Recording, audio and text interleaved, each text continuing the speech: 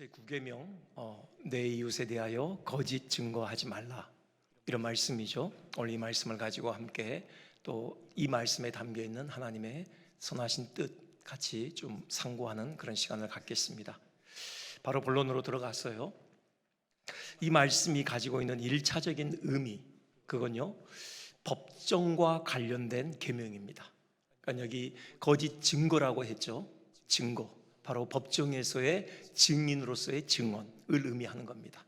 법정에 서서 증인으로서 증언할 때 이웃에게 불리하게 거짓으로 증거하지 말라, 그런 의미를 함의하고 있습니다.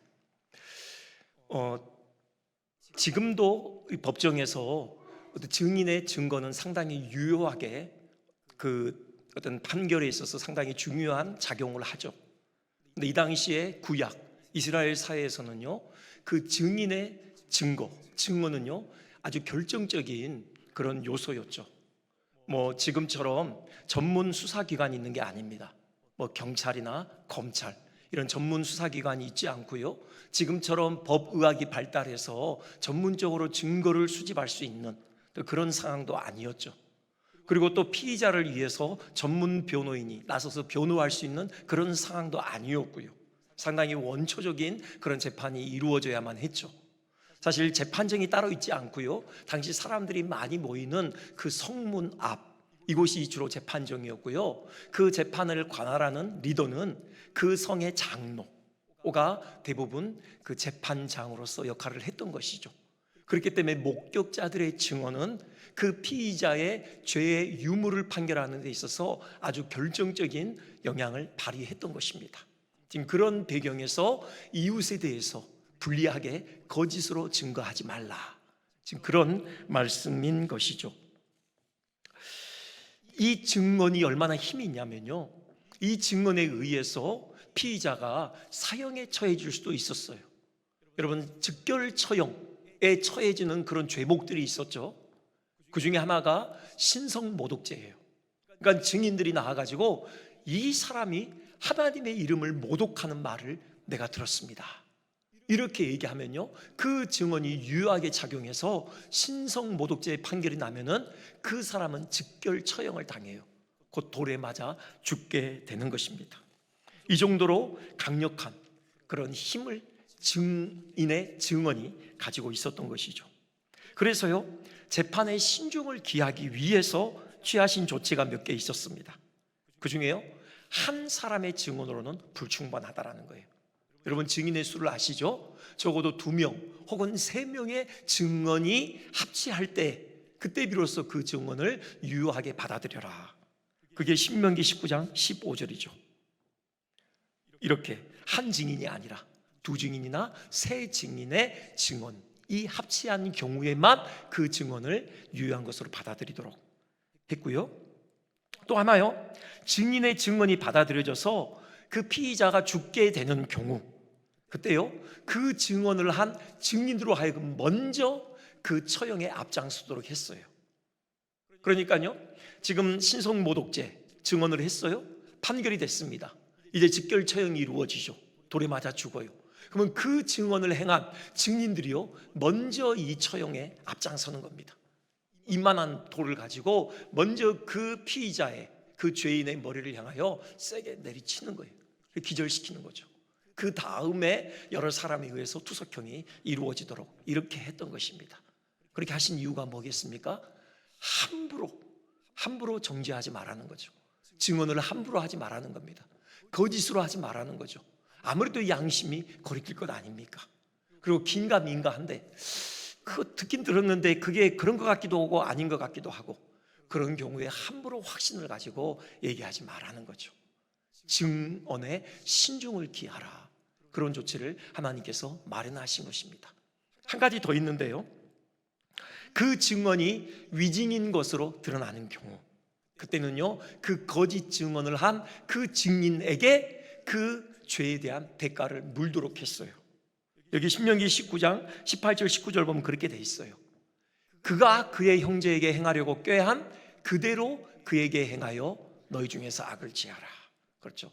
신성모독죄에 대한 그 죄의 대가, 바로 즉결처형, 투석형, 그 거짓 증언한 사람에게 그대로 가하라. 이렇게 또 하나님께서 또 율법을 내셨던 것입니다.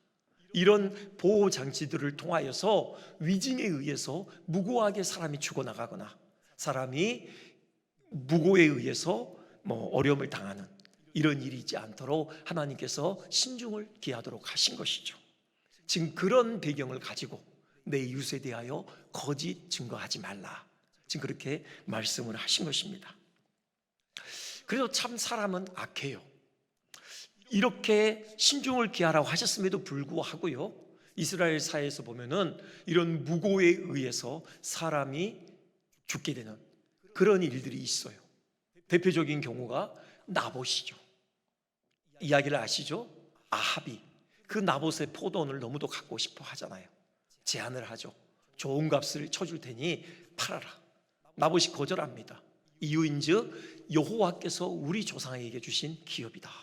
율법에서 이 기업을 다른 사람에게 양도하지 말라고 말씀하셨다. 나봇은 하나님의 명령을 그 왕의 제안보다도 더 중히 여겼던 것이죠. 아합이 실망해요.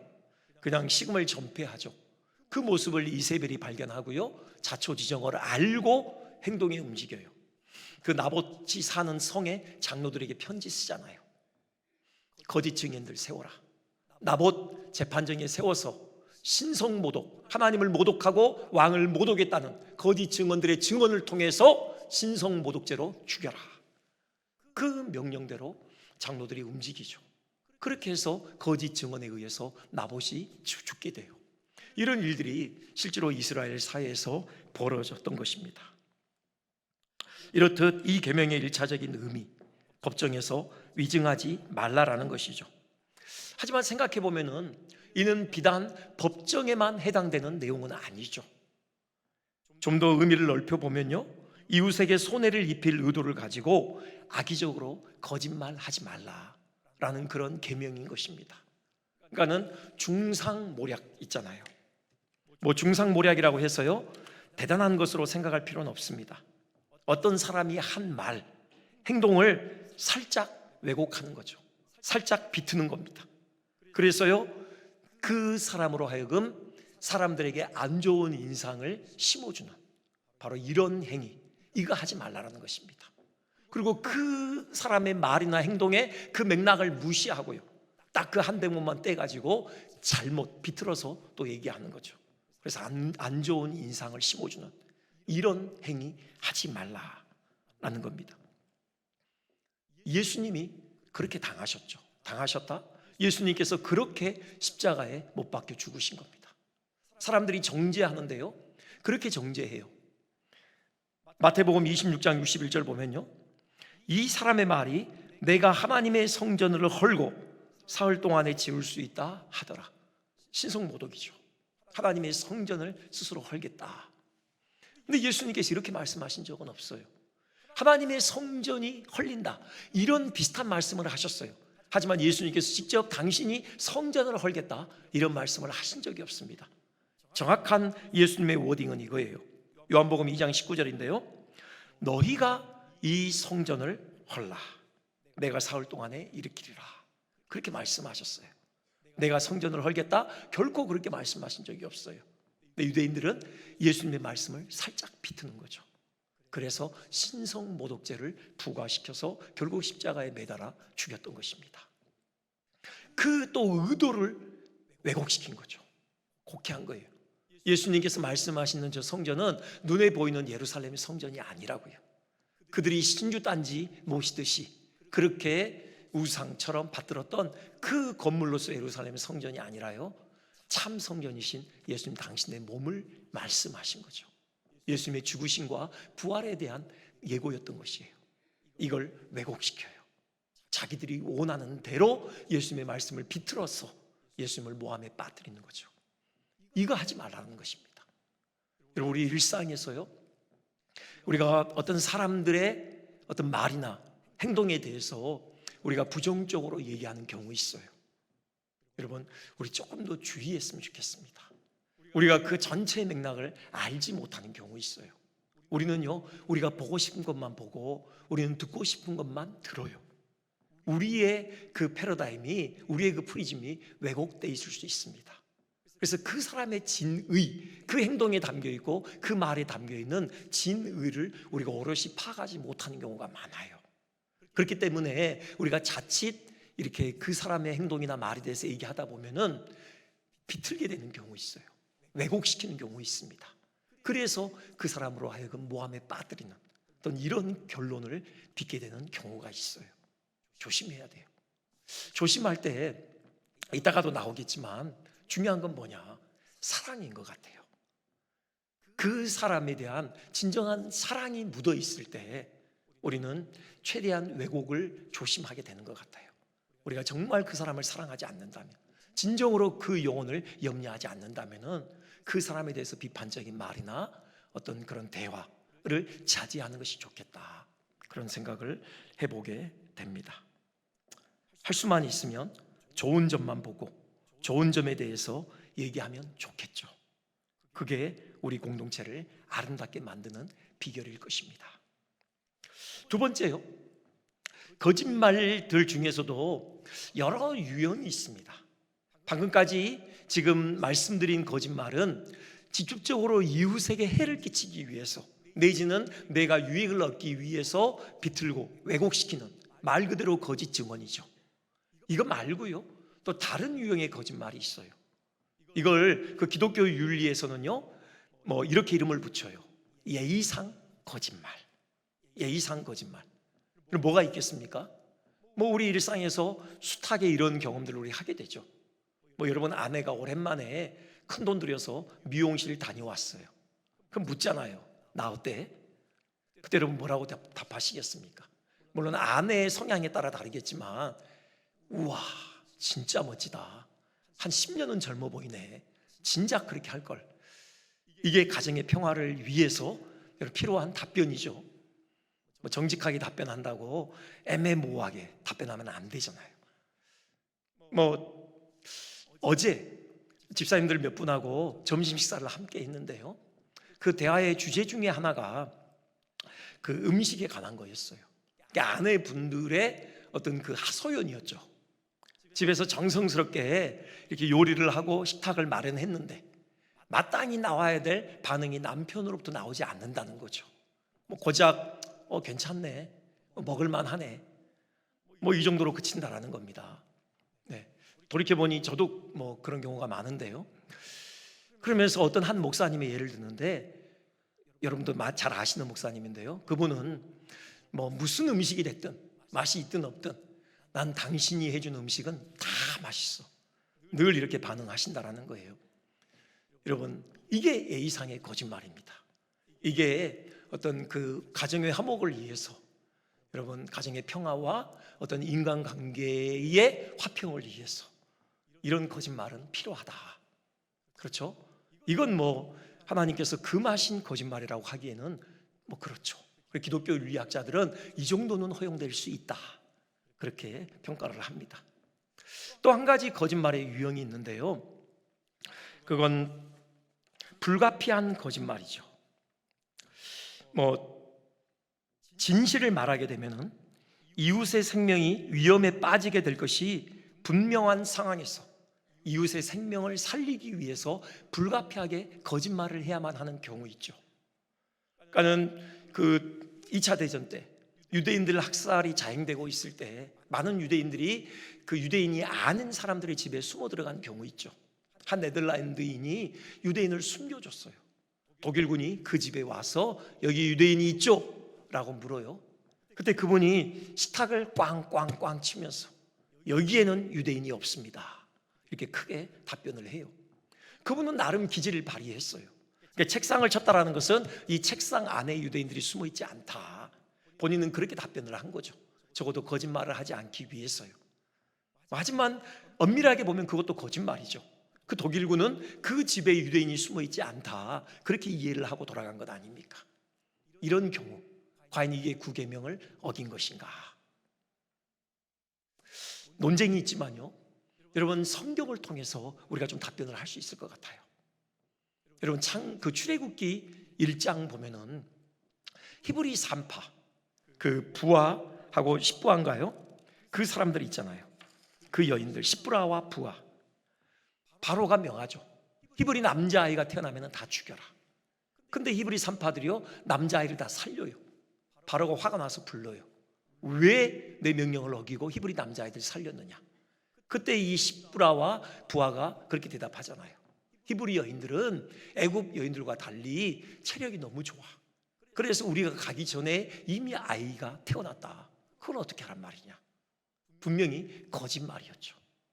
여러분, 이런 경우 여기에 대한 성경의 평가가 뭡니까? 출애굽기 1장 21절. 그 산파들은 하나님을 경외하였으므로 하나님이 그들의 집안을 흥하게 하신지라. 하나님을 경외했다. 그렇게 평가를 하셨다는 겁니다. 한 가지가 더 있죠. 그 여리고성의 기생 라합이요. 이스라엘의 정탐꾼이 찾아들었잖아요. 여리고 왕이 그 소식을 접해요. 사람을 보내죠. 정탐꾼 내놔라. 그때 라합이 그들을 지붕에다가 숨겨요. 그리고는 거짓으로 대답을 합니다. 오긴 왔는데 난 그들이 누군지 몰랐다. 해가 저물 즈음에 그들이 성 밖을 나가더라. 어디로 갔는지 몰라. 하지만 빨리 따라가면은 잡지 않겠는가. 또 이렇게 답변을 해요. 거짓말이죠. 여기에 대한 또 성경의 평가가 뭡니까? 야고보서 2장 25절. 이와 같이 기생 라합이 사자들을 접대하여 다른 길로 나가게 할 때에 행함으로 의롭다 하심을 받은 것이 아니냐. 바로 하나님 앞에 의롭다 여김을 받았다라는 거죠. 물론 그 거짓말 자체에 대한 평가는 아닐 수 있지만 그가 거짓말을 하게 된 그 바탕에는 뭐가 있었어요? 믿음이 있었던 것이죠. 이 기생 라합은 목숨을 걸었던 것입니다. 바로 하나님의 사람들을 살리기 위해서 거짓말을 할 수밖에 없었고 그 거짓말을 위해서 그는 목숨을 걸었던 것이죠. 이것을 믿음으로 평가하시고요, 의롭다함을 받았다. 그렇게 성경은 평가하고 있어요. 바로 불가피한 거짓말이 있다라는 겁니다. 그래서 어떤 분은 사실과 진실을 구분해요. 사실, 말 그대로 팩트죠. 팩트에 부합하게 말하는 것, 이건 사실을 고하는 거예요. 근데 늘 사실을 고한다고 해서 진실을 말했다, 이렇게 얘기할 수는 없다라는 겁니다. 그것이 반드시 올바른 행동이다, 꼭 그렇게만 얘기할 수 없어요. 그럼 진실은 뭐냐? 진실은요, 단지 팩트냐 아니냐 이거보다도요, 그 결과, 그것으로 인해서 사람이 살았느냐 죽었느냐, 사람을 살리는 말이었느냐 사람을 죽이는 말이었느냐, 이것에 의해서 바로 그 말의 진위가 평가되어야 한다. 바로 이것은 진실이다, 이렇게 구분하는 분도 있어요. 어쨌든 뭐 그렇다고 해서 무조건 그냥 선의의 거짓말이 다 통용된다, 그런 의미는 아닙니다. 하지만 우리가 초점을 어디에 둘 거냐? 결국은 사람을 살리는 거죠. 공동체를 회복시키는 겁니다. 그 영혼을 회복시키는데 우리가 늘 집중하고 우리의 말을 신중하게 우리가 활용해야 되겠다, 그 생각을 하게 되고요. 그래서 마지막에 생각해 볼 것은 이 구계명, 어떻게 우리가 또 적극적으로 우리가 순종할 수 있을까? 그 비결이요, 우리가 봉독한 에베소서 4장 15절에 있어요. 에베소서 4장 15절, 우리 다시 한번 봉독해 볼까요? 자, 시작. 오직